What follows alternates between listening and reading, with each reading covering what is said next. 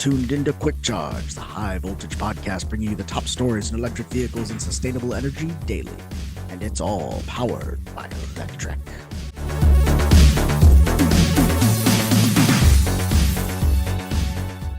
Welcome back to another episode of Quick Charge. It's September 23rd, 2024, and I'm your host, Joe Boris.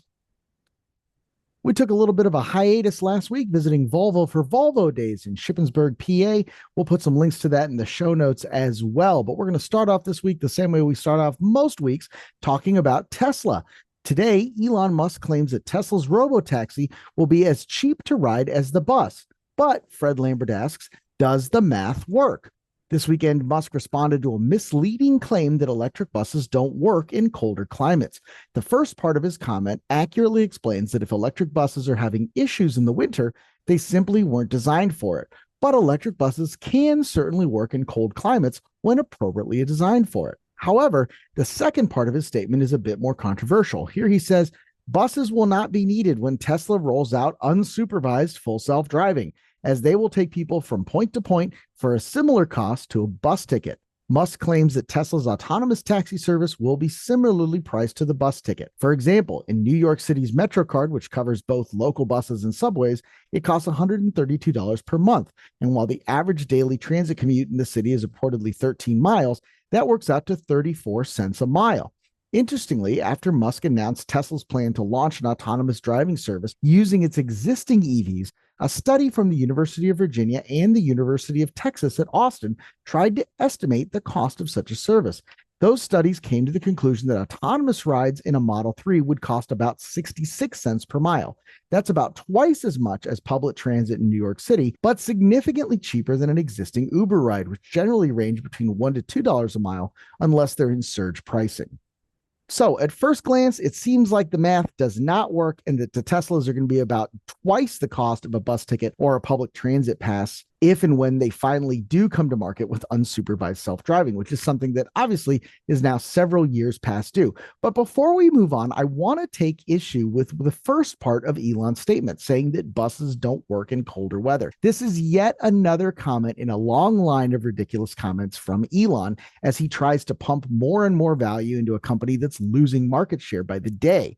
Electric vehicles have outperformed diesel in the extreme cold of the past few winters. A lot of fuss was made this winter. This is an article from March of this year by some Tesla owners in Chicago experiencing difficulty in charging. But that wasn't the experience for the majority of EV owners. And in Colorado's West Grand School District, electric school buses didn't perform as well as their diesel counterparts.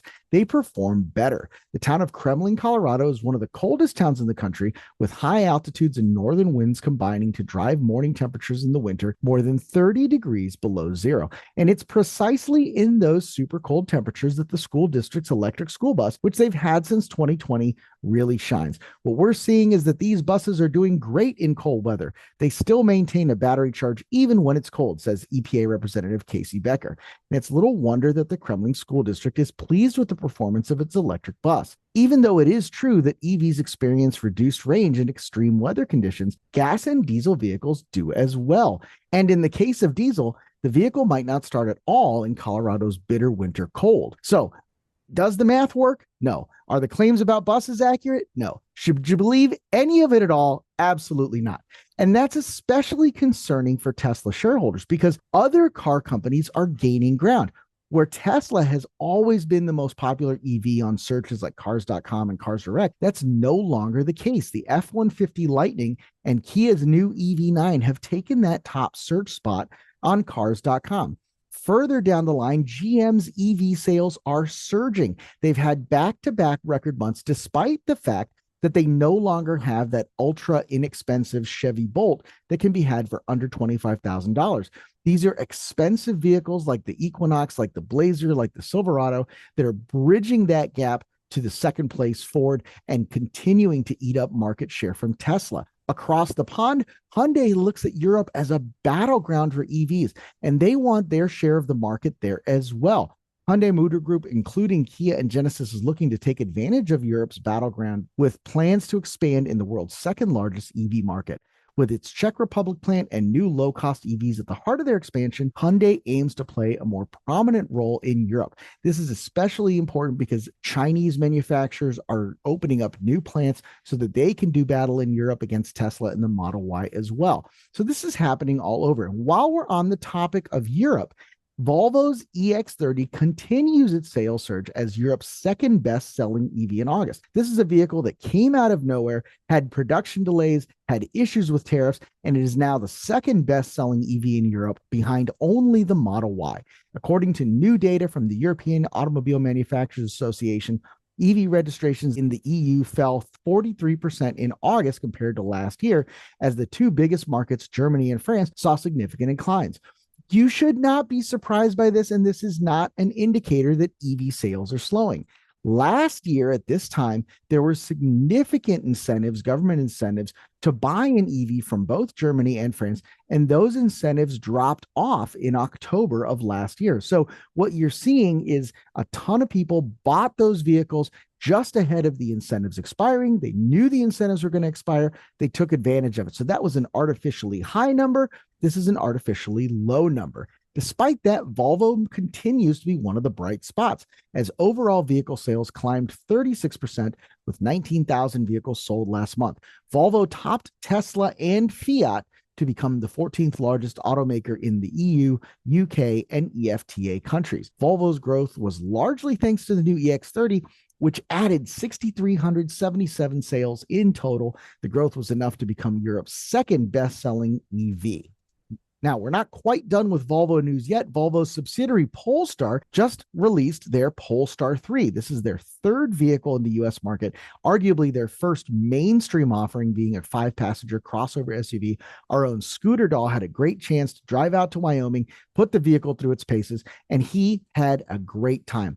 I'm going to read a quick excerpt of a much longer article that is definitely worth your time. In Scooter's words, my first impression, and something I'll probably revisit several times as you read on, is how smooth of a ride this SUV delivers. As the Polestar team shared with us during a presentation before, the drive, handling, steering, and performance are at the core of its product identity, alongside other important factors such as range, efficiency, sustainability, and ADAS.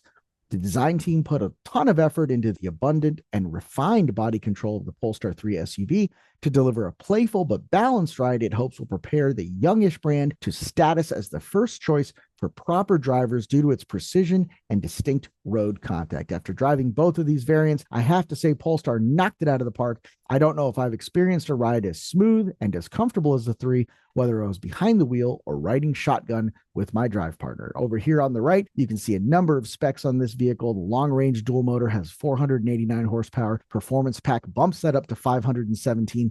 4.8 seconds 0 to 60 on the slow version, 4.5 on the long range, 130 mile an hour top speed, up to 315 miles of range. This is a fantastic car. Check out Scooter's article. It's going to be linked to it in the show notes. Now, finally, we typically like to end these conversations with talk about sustainability, talk about the grid, talk about energy. We're going to change that a little bit today. We're going to talk about politics, your favorite.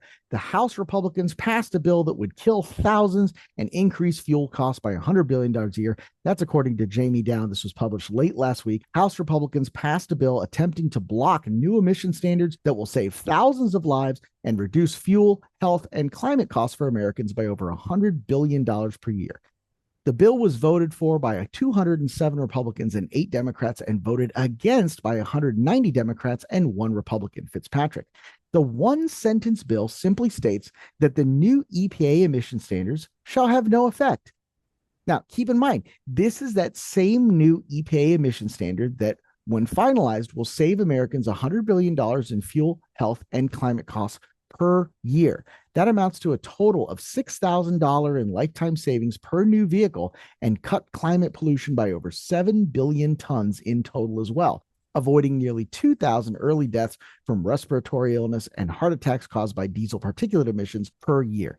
Even better, one of our favorite parts of the regulation is that it includes a signal that the government is finally going to try to do something about giant pedestrian killing SUVs, meaning that in the future, we might finally have access to some smaller, safer vehicles after more than a decade of ballooning vehicle sizes and danger with pedestrian deaths and, frankly, C-level paychecks at the auto manufacturers more than doubling in the last decade. So remember, kids, politics are important. Voting is important. Do what Taylor says. Get out there and vote. That's all I've got for you today, 23rd of September. Be sure to like and subscribe if you like what you heard. And if you didn't like it, man, I don't know what to tell you. There's really not a lot in here for you to get upset about. So maybe get that checked out.